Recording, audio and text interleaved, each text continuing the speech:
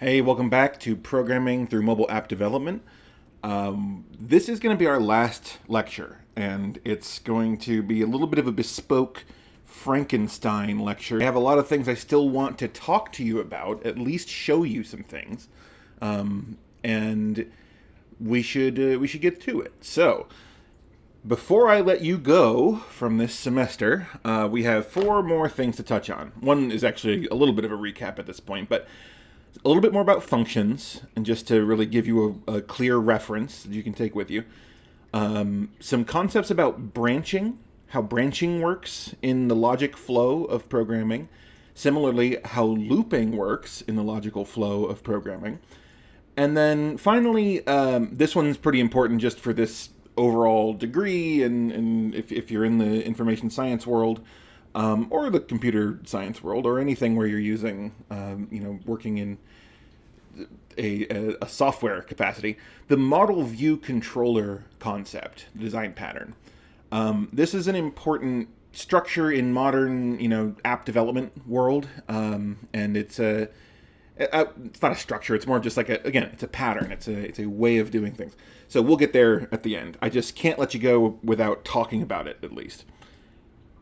So, as I said before, we're really compressing a lot into a short space here. This lecture is time compression writ large. So, under normal circumstances, these are all large concepts that would want their own whole lectures for me to, go into lots of examples and things like that.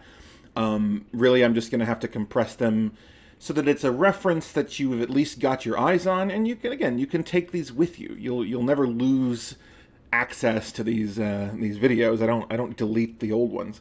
So, and also the PDFs and such, right? So, I've tried to strip them down to some bare essentials so that you can at least get your head around them. So functions are how to bundle up code. Branching is how to enable code to do different things under different circumstances. Looping is the idea of running those same instructions that we might want to do, say, inside of a function, do them over and over, right? Do them on lots of items all at once. And then MVC, as I mentioned before, is this conceptual framework that most modern apps are developed under. So let's get to it. And again, there's a lot. Pace yourself. Treat this as a guided walkthrough of a reference and not something that you need to stare at for the entirety of the process. So, first up, functions, or bundling up behaviors. Now, we've talked about them before, and we've even used them in the previous lab, but this is more about how you write them and why you should write them. So, why do we want to write functions? Why don't I just write instructions and use them and then move on with my life? Because sometimes we want to define reusable functions. That is, we want to give some behavior a name and not always have to be super explicit about all the details of it. So this saves on time and effort. It's a lot of less copy-pasting code, right? If I can call a function that I've written in 10 different places, I don't have to write that function's code in 10 different places, right? It's also easier to debug it, right? If you know that it's all running the same little function definition, then you can go back to that function and say, hey, what did I break in you? And so if you want to make changes to it too, you only have to do it in the one place. You don't have to run around to those 10 different places you want this behavior to happen and fix them all there. But it's also overall conceptually easier. Contrast these two. Navigate to the door, open it, sit in the seat, take out the keys, place them in the ignition, and then turn, versus start the car, right? Those are two functionally identical concepts that you throw out there, but one of them takes you forever to tell the person that you want to, hey, you should go navigate to the door, open it, and sit. Screw that. You want to just say start the car, because they know the definition of that function implicitly, right? They know how to achieve that goal. So anytime you want to execute any particular behavior you've written often, consider making it into a function. It's similar in concept to why you make things into classes in CSS, right? In CSS, you make a class so that you can use it in multiple places without having to do 1,000 little inline definitions of all the styles you want. You can put them in one spot and reuse them over and over. Here is how a function is defined. You've probably seen this before, but this is a function called do the thing. It takes two arguments, x and y, and it declares a variable first, which equals, it gets the assign operator, and this will combine x and y with a multiplication, so x times y, and then it stores it in ants, the variable, and then the next line is it returns ants. So when you call this function do the thing, it will spit out x times y. So let's look at each word again. Function means I'm declaring a function in the programming language JavaScript. I'm declaring a function named do the thing, and it will use two given variables, x and y, to do something, in this case just multiply them, and then return some kind of value at the end. So this is the function, this is how you define a function, right? Now you don't have to return a value at the end, but that's what you can do, right? Your function could just do something to various elements and then not return any value on its own, but you can also write functions that do return values. It's just a useful thing to do. So function information flow. Here's our function, blah. It takes ABC, XYZ, and it does a bunch of things, and then it returns some value, right? So on the input side, think of it as a input, process, output model, right? When you define a function, you're giving it some way to take input, usually. You don't always have to, but it needs to have the capacity to take information in from somewhere else. And then the process is whatever the function is actually doing, and then the output is what that function returns. So the input is parameters, or also known as arguments, the variable names your function will take from the outside, from whoever calls it, right? Technically, the parameters are in the names, while arguments are the values, but it doesn't, who cares? It's good to know that is a difference that you might run into, but for all intents and purposes, you are just going to call them either or. It's fine. So the body of a function, though, so now we're into the process. What happens inside the function? I've been given some kind of data, and now there is some kind of information processing happening during the function. And then, so the body of a function is where you do what needs to get done. The code here has access to the parameters for the function, right? The ones that we got as the input. And also any other variables that are outside globally defined, like the ones that you might have defined outside of a function in your JavaScript. Your functions can still access those as well under normal circumstances.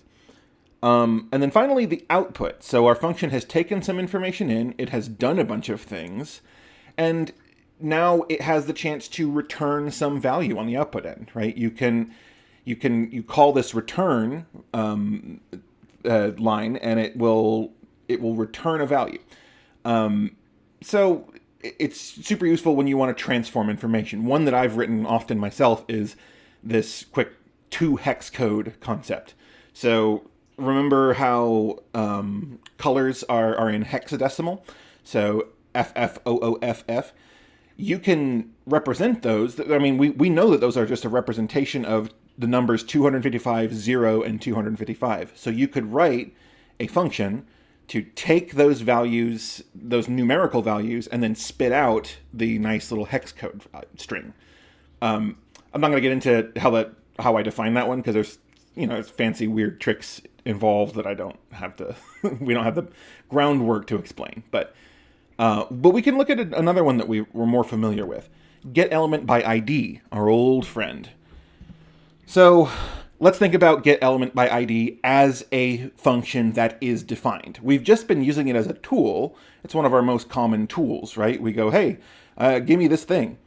But now let's think of it as a function, as we've just defined functions. So if I call this line, right, document.getElementById with the string content, right? We've done this before. It should be somewhat familiar.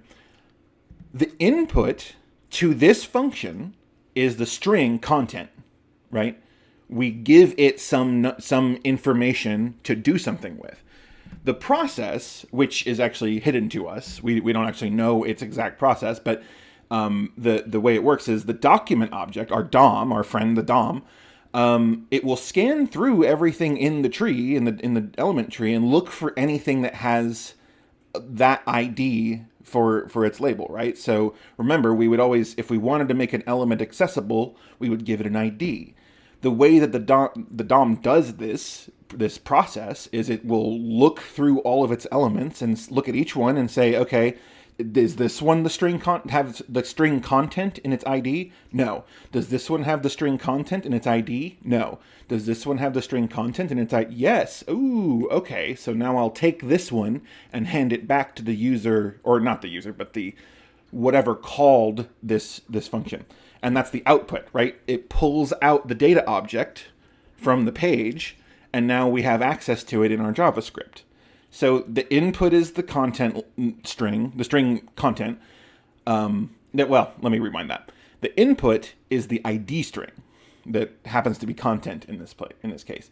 The process is finding whatever element exists in the page that has that ID, and the output is giving us back the data object that we can mess with. Notice that the way we use this function normally, we just worry about input and output. We haven't really thought about the process. And that really helps to illustrate why functions are nice. Once we get the behavior we want, we can write it into a function that will always work the same way, mostly. There are edge cases, of course, when you're creating logic that you may not have thought of. But once you get the bugs worked out, the thing will always do the thing that you say it should do.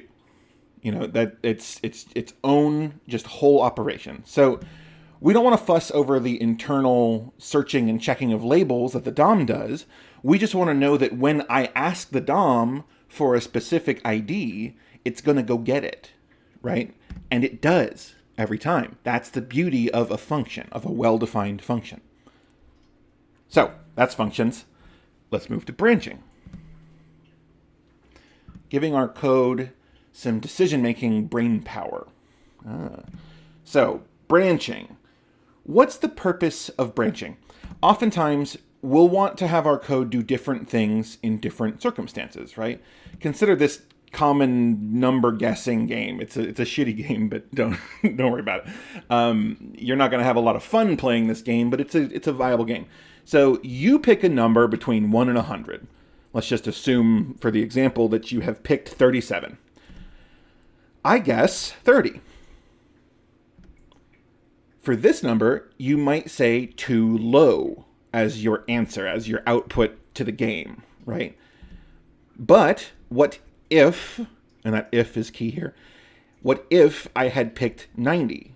You definitely would have said too high under the circumstances. And if I'd guessed 37, you would have said correct, right? You can see we've immediately encountered a situation where what you say to me in your role in the game is determined by a logical branch. Aha.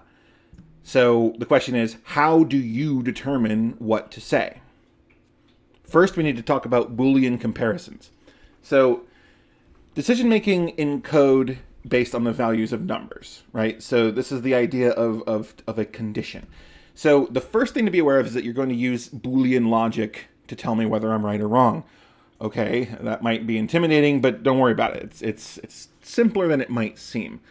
So in the state of, the state of the comparison between my guess as the player and your hidden number as the game master, or whatever we're doing here, is either correct or incorrect, right?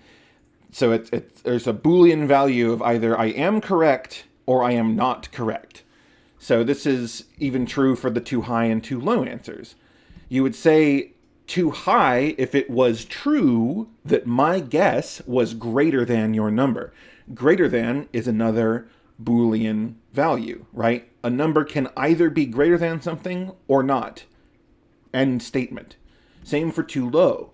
If I guess a number that is too low, it would be true that my guess is less than your number.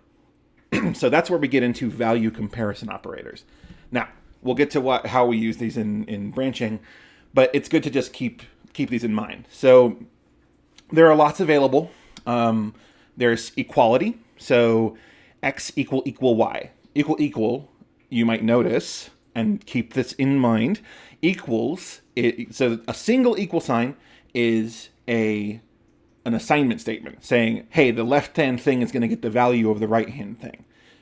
Double equals means, are these two things the same? And this will return a Boolean answer to that question, to that comparison. Is x's value equal to y's value? Next we have not equal, written as exclamation point equals. Exclamation point typically means not in programming land. So this question, this query, this comparison set asks, is x not the same as y? Which is useful in many cases. Now we can get into less than, so is x less than y? Okay. Oh, we also have less than or equal. So this would be the same under most circumstances, but if the things happen to be equal, it's also, it will come back as true. And then we have greater than as well, right? We have, this is a list of value comparison operators between two numbers. Super useful. Let's look at a bunch of little examples. 5 = 10 is false. That should make sense, right? Because 5 is not the same as 10. 10 = 10 is true. Well, yeah, that makes a lot of sense. How about, is 5 not equal to 10? True. How about, is 5 less than 10? True. And then, is 5 greater than 10? False. Is 10 greater than or equal to 10? True, because it's the or equal. And another thing is this also works with strings. Now, it's really, the greater than doesn't mean anything for strings, but equals and not equal do. So, is cat equal dog? False. Is cat equal cat? True. Is cat not equal dog? True. Okay. Blah, blah, blah. We've done a lot of fancy jumping around to make sure we understand true and false. Fun. We have a little more to do, so hang in there. So when it comes down to having multiple Boolean values, you might need to combine several. So sometimes we need to get more complex. We need to know if two things are true at the same time, not just one check at a time on two values or whatever, but we want to check many things. So we want to know if either of two different things are true. This is the basic idea of Boolean algebra. So just like you can take numbers and combine them into new numbers in an arithmetic world, 10 plus 10 = 20, right? That's us manipulating symbols. We know that 10 has a value, and we add 10 to that value when we get a different value known as 20. We can also do that with Boolean values. So we can take Boolean elements and combine them into new Boolean values. Let's look at some of those. So we have and. X and, the two ampersands means the logical and operation. So this would be assuming X and Y both have some Boolean value in them, either true or false. Remember, variables can hold Boolean values. This would return the value of X and Y, or rather, think about this. Both of them have to be true for and. Or, on the other hand, means either of them can be true, and not just means give me the opposite of whatever that is. These are the most fundamental Boolean operators. Now let's look at each one and really describe their behavior. So, and means both X and Y need to be true for this and function to return true. So, let's think about that. If both values are false when I'm doing and, well, okay, neither of them are true, right? I will go to the party if it's nice out and I have time, right? Well, if it's neither nice out and I have no time, well, then of course I'm not going to go. If it's only nice out, but I still don't have any time, well, I'm still not going. Both of those needed to be true. Whereas if it's not nice out, but I do have time, I'll just watch TV or whatever. But if it's nice out and I do have time, then that is the case at which I will fire off and go to the party. We've just solved a branch, right? Let's consider or. Now, same scenario. If it's nice out, or if I have time. Notice this is a lot more permissive, right? This is saying, well, if either of those is true, I'll make the effort. You know, I'm into this. I want to go to this party. But the only case that I won't do it is if it's neither of those things. If I'm like too busy and it's crappy out, I won't be able to. So, looking at that same one, if it's not nice out and it's not, you know, I don't have any time, then I won't do it. If it is nice out, I'll make the effort. I might not have all the time in the world, but I'll give it a shot. If it's not nice out, but I do have time, well, I could figure that out. I'll make my way. And if it's both, heck yeah, I'm in. So this is the or function. This allows us to be a little more permissive. We can say if either of two things is true, then let's go forward as true, right? And then not, just for completeness sake, the opposite of. So, and this one only takes one value. If the input is false, I will go to the party. Well, what if I will not go to the party? Versus if I will go to the party, I will not, whatever. So, right, the word not has this meaning. Okay, so that's a primer on Boolean algebra operators. Let's talk about how we use these things in code. Remember that the idea is to allow our code to go different routes, to allow us to execute different lines of code based on conditions. So we're starting to see how these Boolean values work. So how can we use them? The answer is if statements. You've probably heard of these, but these are blocks of code similar in visual construction to a function, right? You put some lines of code within this little block, and they will happen under certain circumstances. So these are blocks of code. They will only execute if they receive a Boolean value of true. So what we decide to compare and combine to make that situation happen, to create that true situation, is what determines whether this code will actually execute. So there are three flavors of if statements. There's the if statement, and here's the idea. Keeping in mind that the word check here is, I'm treating it like a variable that has a Boolean yes or no in it. So if check, and then curly braces like we do for blocks of code, then do whatever code comes right here. Okay, this is the most simple one. And all this says is, if the value given in check is true, then do the code that's in the block. Otherwise, don't do anything. This is a great way to just have an optional scenario, like, if this is the situation, then do this code. Otherwise, just skip all this. This is not relevant. That kind of thing. Now, if else, here's a slightly more complexity, right? If check, then do this code. So if check is true, do this code. Else, and it looks a little funky the way we define this, or the way we draw this out in the text, but the first brackets end, and that means that's the first block, and then else is right there. This is more of a convention than anything. This is just to make it clear that this is all one statement, and you'll see why in a minute. So otherwise, do another thing, and that block. So what is this code saying? It's saying if check is true, do the first part, otherwise it's... So let's walk through. If the value given in check is true, run the first block. If the value is false, run the second block.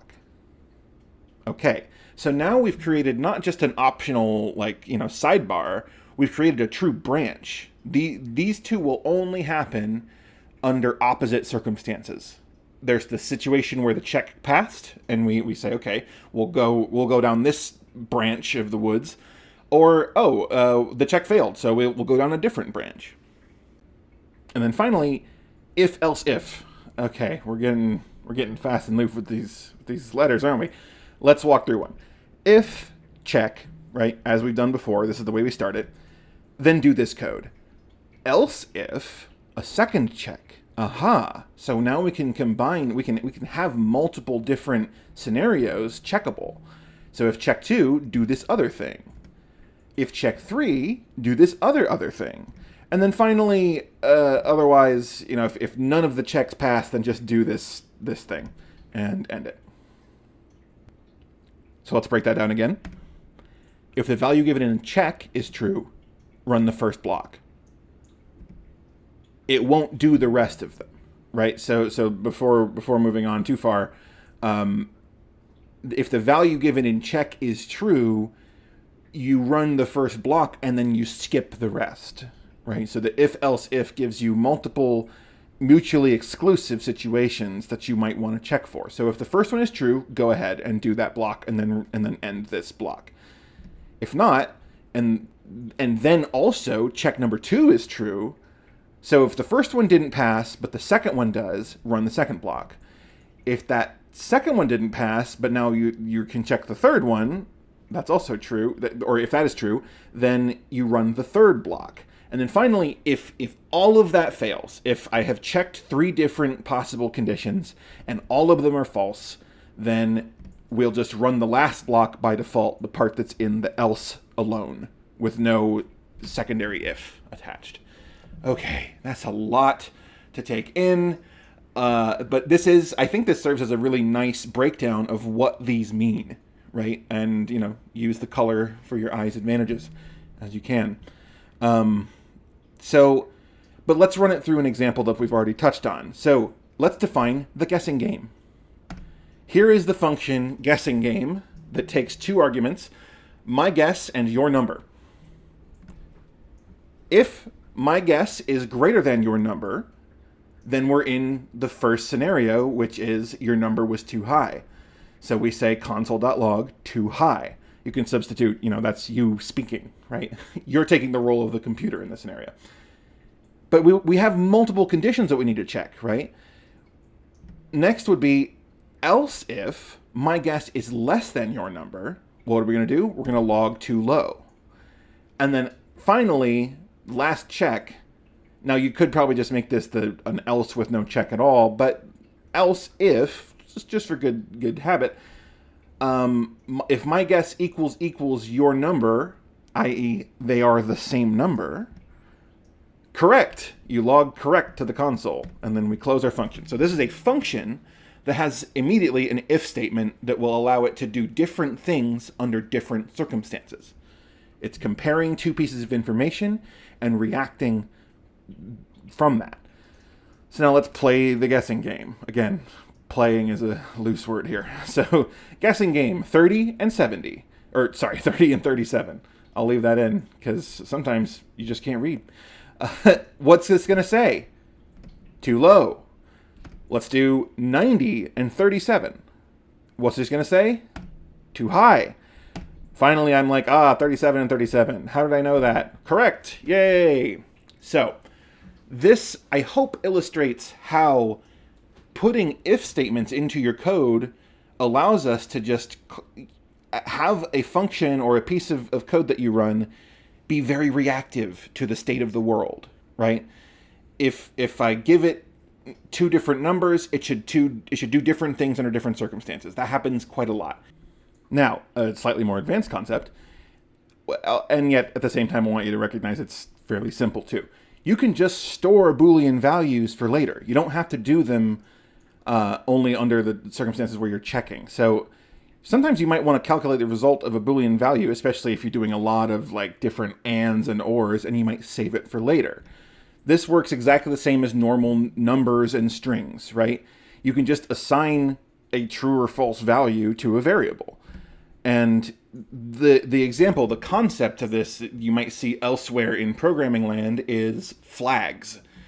So let's say you want, for example, you only want your page to function if the user has successfully entered their name. Interesting. So all the other parts of the page shouldn't work.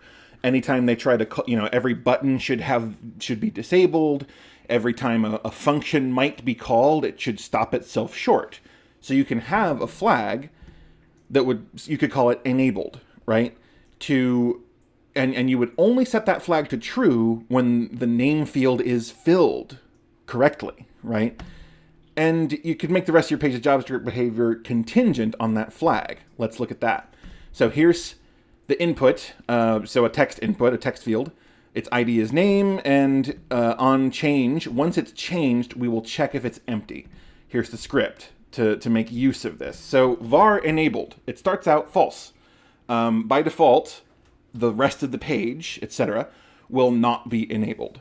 And the name input is the object, right? So we go get the object named name, and we keep it in the script here. Okay, so now the check empty function can be as simple as this. So what does onChange do? onChange is anytime you type. So every time you type or do something in that input box, it's going to check, okay, is name input, the object, is its value not an empty string, not equal to an empty string.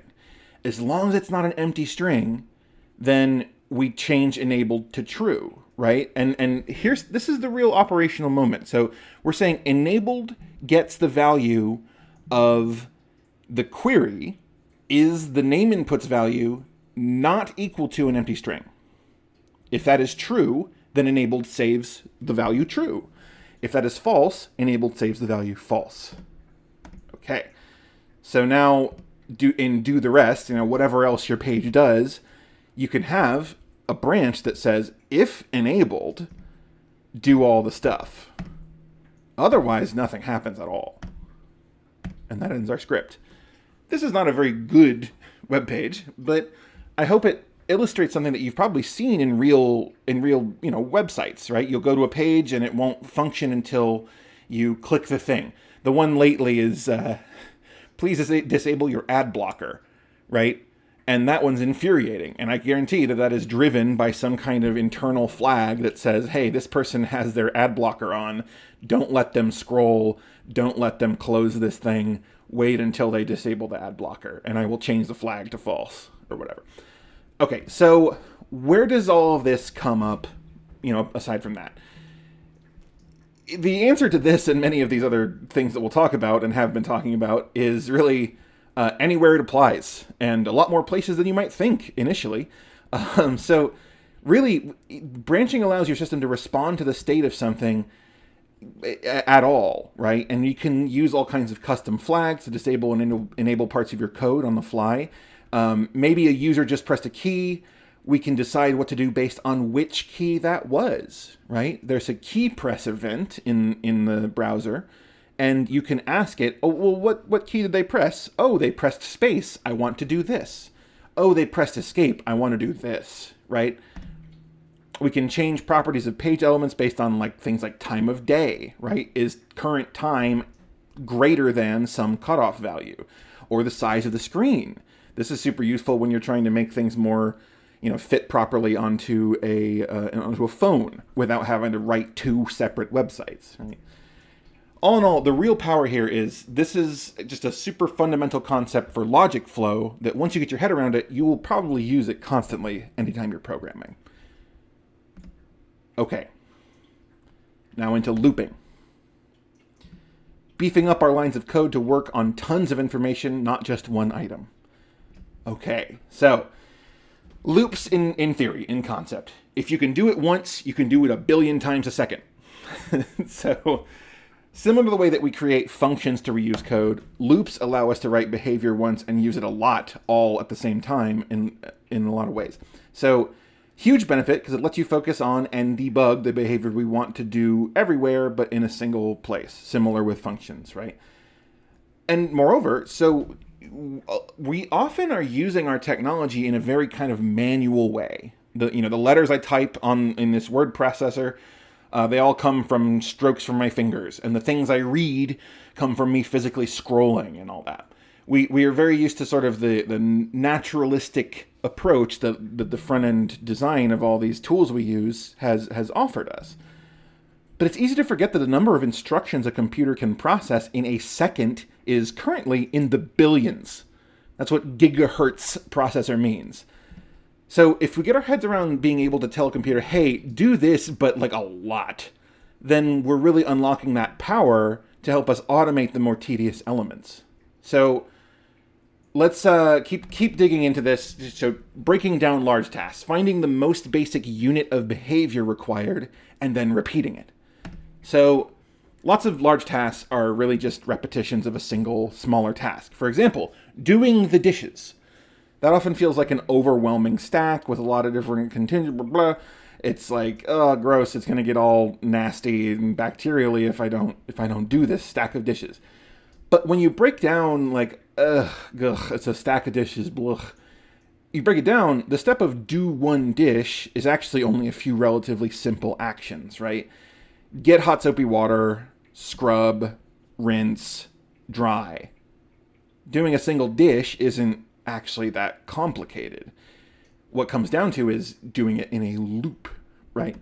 So putting it in programming terms, the overall function do the dishes might take a value, so a dish stack, an object full of all of the dishes that I have. And then for each dish in the dish stack, we might call a simpler function called do one dish, which replicates all the stuff we did on the left there for some single dish. And it would carry on that way until it runs out of items in the dish stack, and then you can't call do one dish anymore. The stack is complete. Similar, we have this idea of a hammer and the nail. Is the nail all the way in? No. Strike it. Is the nail all the way in? No. Strike it. Is the nail all the way in? Yes. We're done. That's a loop. So, types of loops. While and for loops. There are two primary types. While loops are where you specify a single condition to check before starting the code. Very similar to if statements that we just looked at, right? While dish is not done is a true value, then just do one dish, right? For loops, back. Oh, goodness, every time I do that. For loops are a little bit more construction involved, but they have some cooler powers that we'll talk about in a minute. So they let you kind of build a loop around a range of numbers or a list or array of values, right? And you can do things with that. The simple example here is for each dish of a dishes array, an array of dishes, do one dish and call it on that dish. We'll explain in more depth in a moment. Okay, so while loops first. While loops are straightforward. Do the code in the curly braces under the condition until the condition no longer evaluates true, it evaluates false. You also need to update that condition at some point, otherwise it'll never change and your loop will go on forever. Requires a little bit of setup, but it's conceptually straightforward. So in this example, var condition equals true, while condition, do stuff, and then update the condition based on the stuff that happened. Let's look at the hammering again. Hammering with a while loop. First, I would declare a variable nail height equals 10. Okay, and then while nail height does not equal 0, log bang, so make a sound, and then set nail height to nail height minus 1. Okay, so what happens? How many times does this execute? Well, the nail height starts at 10. After one iteration of the loop, it's 9. Still not 0. Still not 0. Still not 0. Keep going, keep going, keep going, keep going, keep going, keep going. Boom. We've hit 0, 10 steps. Okay. So this is assuming that we reduce the nail height. You know, what is this? Inches, probably not a 10-inch nail. That's a lot. But, you know, some unit of distance. How about a faster while loop? So this is the same thing, but I've changed the nail height reduction to -2 instead of 1. How many loops now? Okay, 10, 8, 6, 4, 2, 0. Boom! Hey, we did it in 5 steps. Cool. Great. Essentially just by hitting the nail harder. Now, here's an odd scenario. If I gotta go fast, do it by -3. Now how many loops? Okay. So, nail height starts at 10, 7, 4, 1. Now what's going to happen next? I have the condition set to be as long as nail height is not equal to 0, and I subtract 3 from 1, I've gone negative, and nail height is not equal to 0, nor will it ever be. Oh no. So I'm kind of wailing on the wall at this point. So this is the concept of infinite loops. Something to look out for in general. It's really easy to accidentally design your loop so that your condition can never become false. So in the hammer example, we skipped right over it. We skipped right over the condition, right? So the program just executes that same code forever. Usually you'll have to like close your browser if you get into an infinite loop. Sorry. But usually that's the worst that'll happen. So you have to kill the process, kill the page. In the absolute worst scenario, you might need to shut down your computer, but just, this is part of that. I'm trying to remind everybody that it's not a problem, right? You make a mistake, you make an infinite loop. Even though the word infinite is really scary, it's just a computer. You can turn it off and then turn it back on. Just make sure if you're screwing around with these kinds of things that you're being careful about like saving your open work and all that. Okay, so let's fix our while loop. How can we fix it? We can change it so that while nail height is greater than or equal to 0. So it's not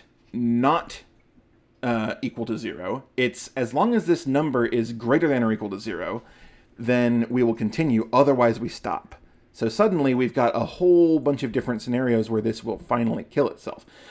So 0 and all negative numbers should trigger the end condition. So 10, 7, that's greater than or equal to 0, so keep going. 4 is greater than or equal to 0. 1 is greater than or equal to 0. Negative 2 is not greater than or equal to 0. We've found our way to stop. That's kind of an important one. It's common. It's a common error. Keep that one in your pocket. Yeah, we may have pounded it in a couple of notches too deep, but all good. Okay, so now on to for loops. That's the concept of a while loop. We have a little bit better tool in for loops. I like them better myself in every circumstance. Sometimes you need a while loop for specific things, but I like to think into and design my code so that for loops will get the job done. Similar to while loops, but they have a better syntax, especially for working with numbers. So to have the similar energy of the last one with the while loop, you still have to do the setup and the update and the condition, but they're all in the definition here. We can talk about it here. So for setup, condition, update, do the stuff. Okay, this looks weird right now, but we'll do a concrete example with the hammer in a second. Setup happens before the looping even begins, the same way it did in the while loop, but now it's just conveniently stored right here. So as soon as the loop begins, the setup will happen, right? Usually defines some temporary variable that goes away after the loop is done. The condition determines the endpoint. So just like in a while loop, we're saying what is the termination condition or what is the continuing condition here. And then the update. What happens at the end of the instructions before the next loop? Setup and update are technically optional, but they're super useful to use right here because now instead of scattering your stuff all over the place, you're saying right here in the definition of the loop, here are the conditions for this loop's success, and you hang out over there. So without them, essentially, it's just another while loop. But let's do hammering with a for loop. Okay, so for nail height equals 10, so that's our initial variable we're setting up for the duration of this loop.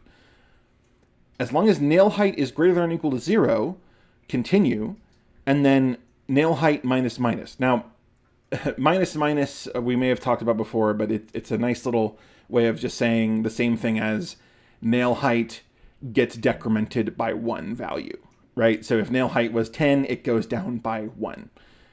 Just a nice thing to know about. Keep that in your pocket. So this is the definition at the top, right? We're saying we're going to define a variable with a value in it. As long as that variable is over a certain amount, keep going. And then every time that we reach the end of the loop, decrement by 1. Then all we're doing this time is logging bang.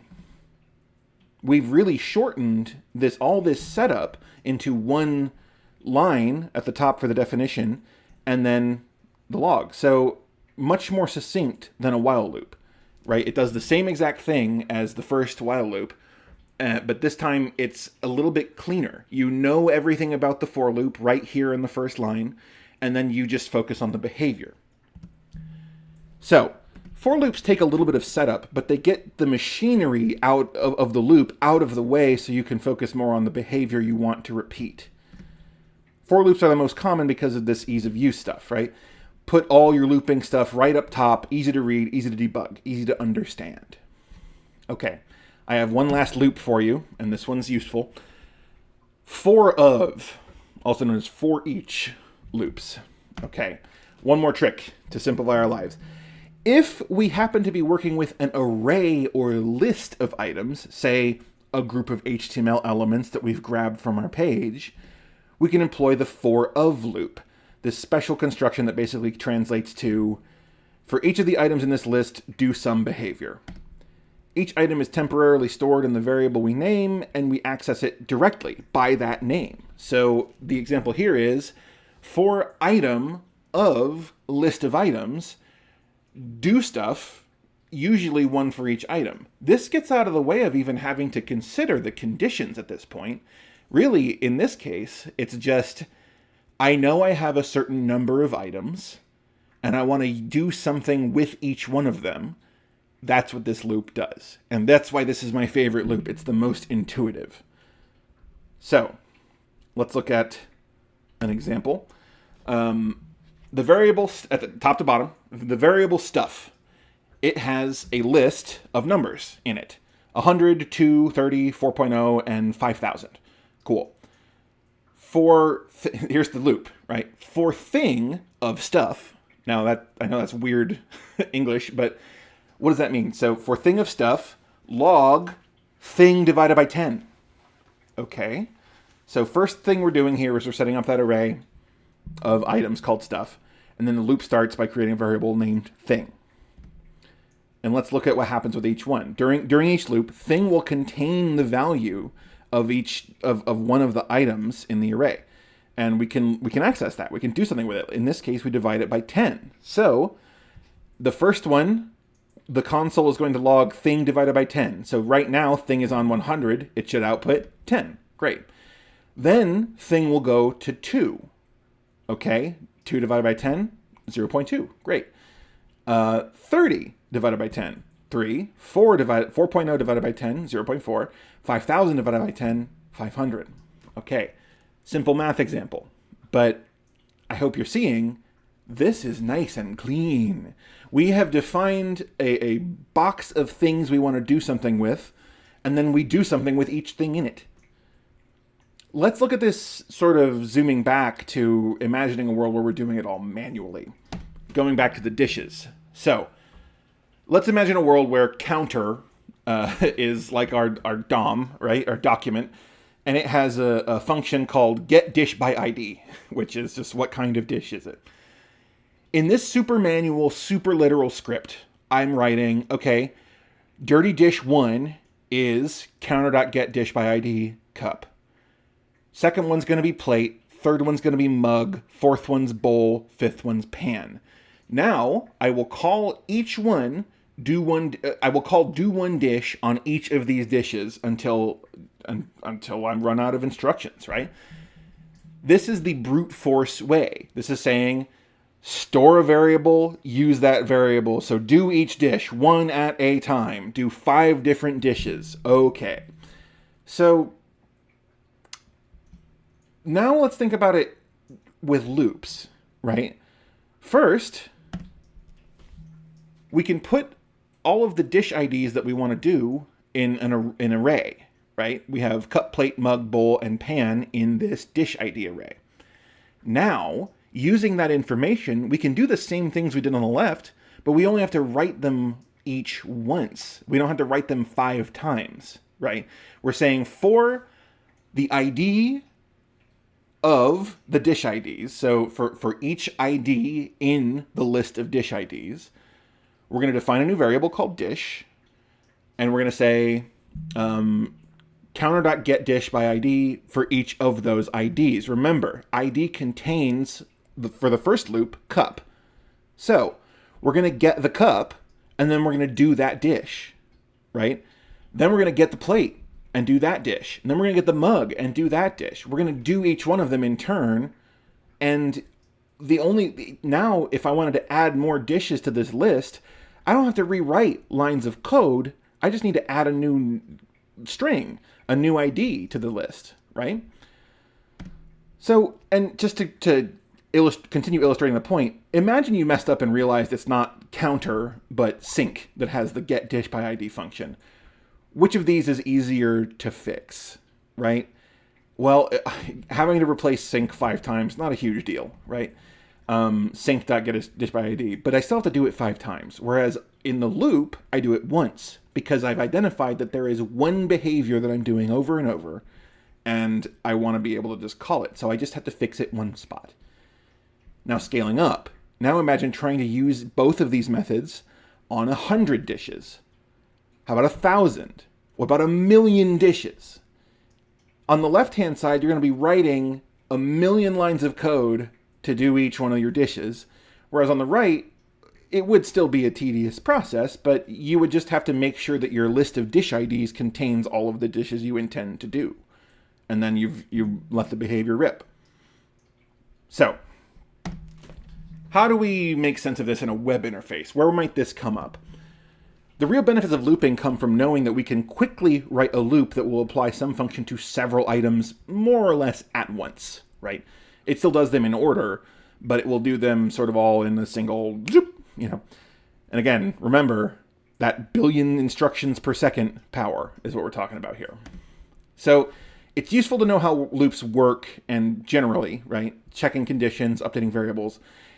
But in most web dev applications and anything that I typically do, I honestly get the most out of 4 of loops. They are conceptually simple. It's just saying, hey, I have a bunch of items. Let me do something to each one of them, right? So this is likely to come up when you have a load of elements that you want to do something to. So for example, there is another function that we haven't used before called getElementsByClassName.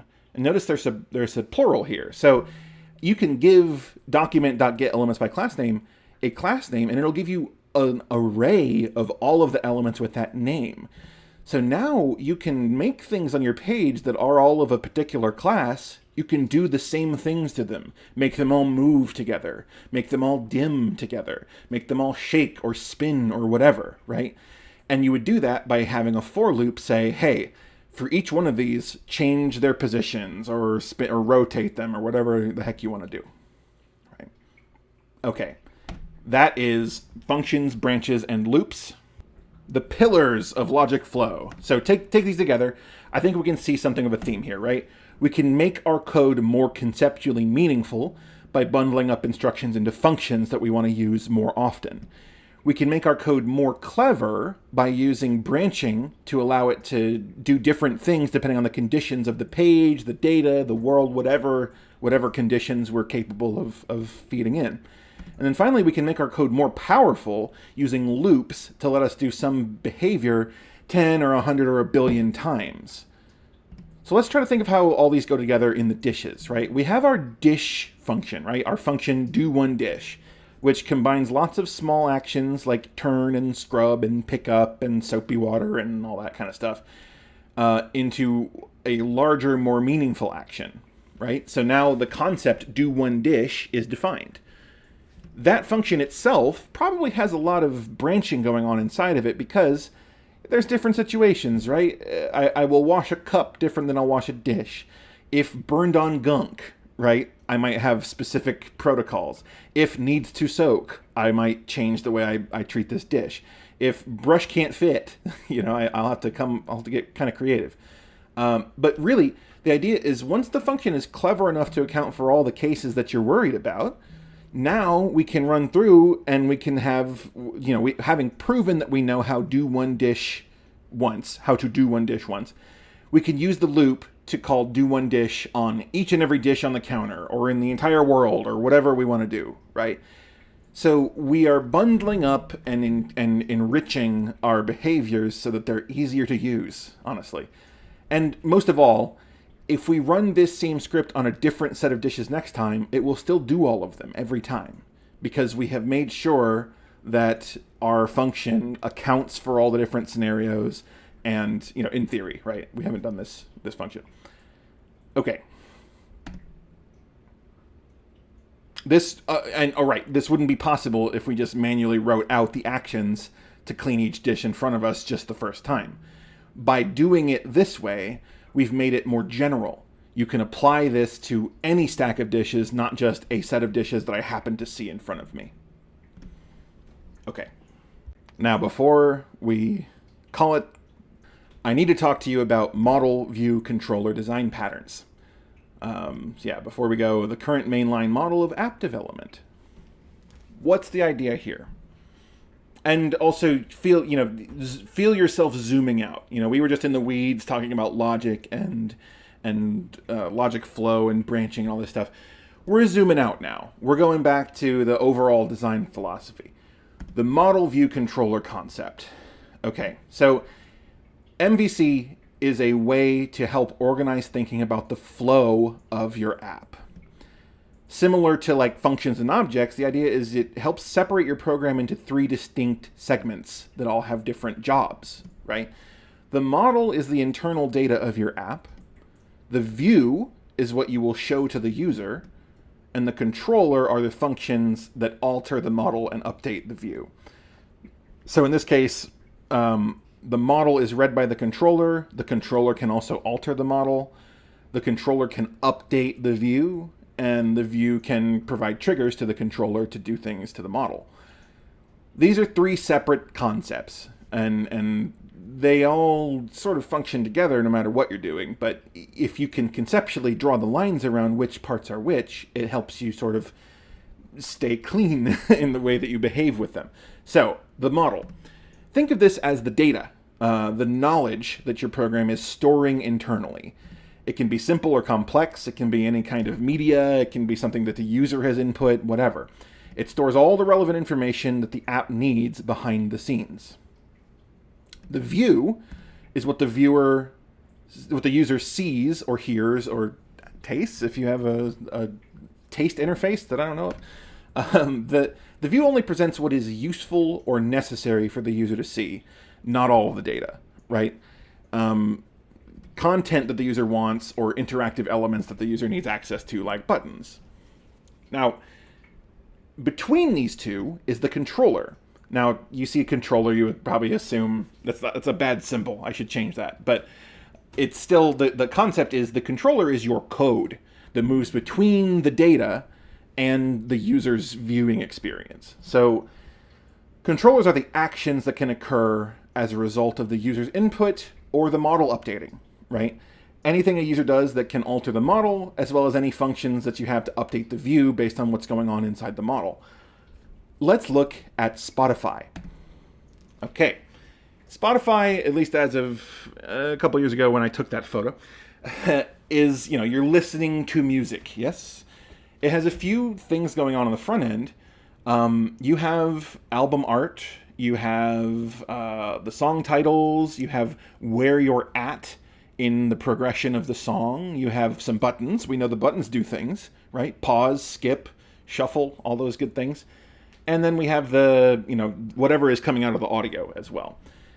That's the view, right? This is the thing that the user can see, and it's also a few elements that they are interactable, but the question is what happens if I interact with those elements? Now let's jump to the model.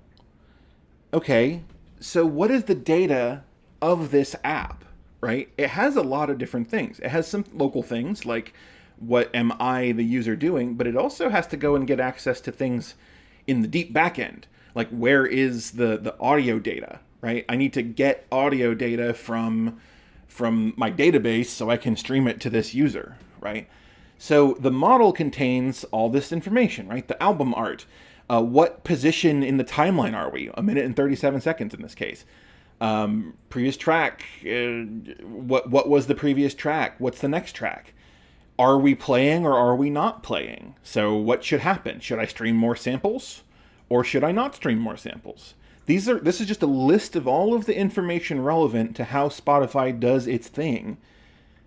And these are also, you see some kind of mapping between the data in the backend, in the model, and the visual information available to the user in the view. Now the controller. Now I've represented it here almost entirely as functions, and that makes a lot of sense, right? So the controller has a bunch of functions that allow the model and the view to touch base with each other, right? So let's look at the first one. Let's say I scrabble along the track bar. What happens if I tap a different spot than 1 minute and 37 seconds? Well, track bar jump might be called, and that would probably do something like change the current position, right? Which I'm sure would then have to, update the bar, so it would change where I've moved to in the bar, right? But it would, at the same time, it would update the audio stream, because we're at a different position now. I can't keep playing samples from 1 minute and 37. I gotta go find where we are now. So I would update that and start streaming samples from the new position, using the new position. And then finally, those streamed samples would go to my earphones, right? This, I think, can be very instructive. Y'all know what Spotify is, or if you don't use Spotify, you know what a music player is. And I think this really helps to illustrate how an app is constructed, right? You have your controller, you have your model, and you have your view, and they are not the same things, right? They are different. The model might just be one gigantic data object that the controller has access to, but the model is not being displayed on the page. That would be kind of useless. Only parts of it are being represented in the view. So, when building a web app, we can start to piece together how we might build an MVC-style app in one of our web pages, right? The view is the HTML elements and the CSS to help us give something to the user. The events and functions are what the controller handles. It gets events from the user, and it also has functions to change things on the page. And then in the model, that's whatever objects, variables, and other structures we have that are keeping track of what this app is doing, right? Now, if you're going to use this concept, there are some nice frameworks you can get yourself involved with. We're not going to have to dive into all of these, but these frameworks are currently in use in the industry, although that changes really quickly in this world. So React, Angular, and Vue.js. And I prefer Vue because it's open source and it does everything in JavaScript. It doesn't have to install a bunch of other things on your system. It's not like written in C and all that. So all of these are similar. Most important is understanding the benefits of using any app framework. So we're going to take a quick peek at Vue and see, what's the deal with Vue.js. So on the left-hand side, we have a view. It's got sliders that you can move around, and you can see it's also visualizing the information in those sliders. This is done on the visual end for the user, right? On the right-hand side is the model. That's just the data represented by each one of these items, right? The controller, which is pretty much automatically handled by Vue.js, is in between. It's saying, and it is great, right? You can add new stuff. You can add new stats. I added a stat named stuff, and you can see it visualized right there. So this is relatively easy to achieve with a modeling framework like Vue.js. If you had to do this yourself, you had to grab each element and you had to, they hit X. That means I'm going to have to delete everything, right? So you're not having to go around and grab a bunch of document elements from the DOM and alter them all individually. What you do at the start is you set up the connections between the things in the view and the things in the data. And that way, things like even the number of sliders is adjusted, because if I add another kind of thing to the data, this system knows how to automatically add a new slider with all of the components that it has, right? The slider has a label, it has the slider itself, it has a value, and it has an X button to kill that value. All available, all very simply put together, compared to having to do this all by hand. So, that, I hope, illustrates the concept.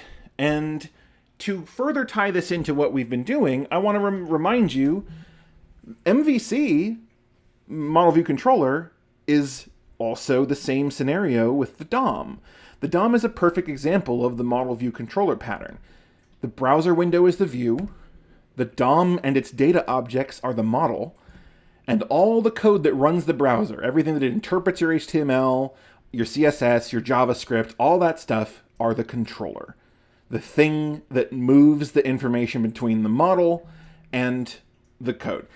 What we think of, right, when we go and get an element from the DOM in JavaScript and we say, hey, I'm going to change your class and make you look different, all we're doing is editing the model. We are going behind the scenes and changing the model. The beauty of the model view controller framework, or rather the controller specifically, says, oh, hey, I noticed that your class changed. I'm going to update everything about how you're rendered. And you and I, the programmers, don't really have to think about that.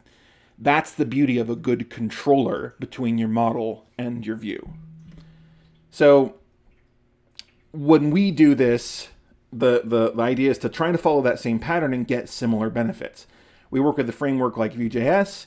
The HTML and CSS become the view. The data relevant to our app is stored somewhere like logins or progress or user uploaded data or flags. Those become the model. And our JavaScript functions are the ones that try to slip in between and just make sure everything stays up to date. So, in general, the MVC concept is really just a way to divide up how we conceive of our apps. Rather than just being a huge boatload of piecemeal scraps of code, like having to define behavior to wash each and every dish, we, again and again, as we keep seeing, especially in this lecture, we're trying to bundle things up into one functional unit. So whereas defining our functions and objects might be like taking raw materials to build tires and axles and steering columns, each individual parts that have their own functions and their own properties, we can kick it up again to a higher level to combine those parts into a working car or a final product that serves some purpose for a user. Yes, I am saying that in some sense, a car is an app. Is an app to locomote your body, right? So in terms of development, it's also really a nice way to help you draw conceptual lines. Something that needs to happen in the view probably shouldn't actually affect the data in the model. Keeping them separated keeps them safe from blunders, like, oh, I didn't need that information on the main page, so I deleted the database. That is a scenario where the lack of good boundaries could be the cause. So keep MVC in mind as you proceed into project development type courses, especially in the information science degree. Remembering that there is a difference between the user's view and the database's model. And that the controller exists to help navigate and help them communicate in non-destructive ways. Okay, and that brings us to our recap of further JavaScript programming concepts. Functions help us define new repeatable behaviors. Branching helps us make those behaviors more robust and intelligent, letting you create contingencies for different scenarios. Looping helps us use behaviors again and again and really leverage the computing power available on our machines to do a lot of work all at once. And then the model view controller framework helps us to look at our apps as having distinct parts.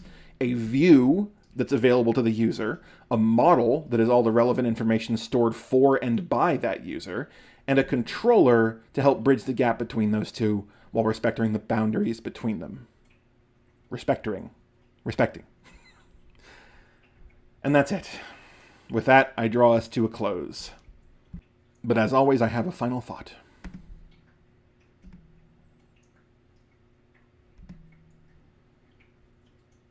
Think of an app you use every day. Try to imagine the MVC pattern present. Identify something in the view and how it relates to some hidden data in the model, and how the controller moves that information between the two. Come up with anything? All right, that's it. Thanks for coming on this journey. I wish you well. Take care.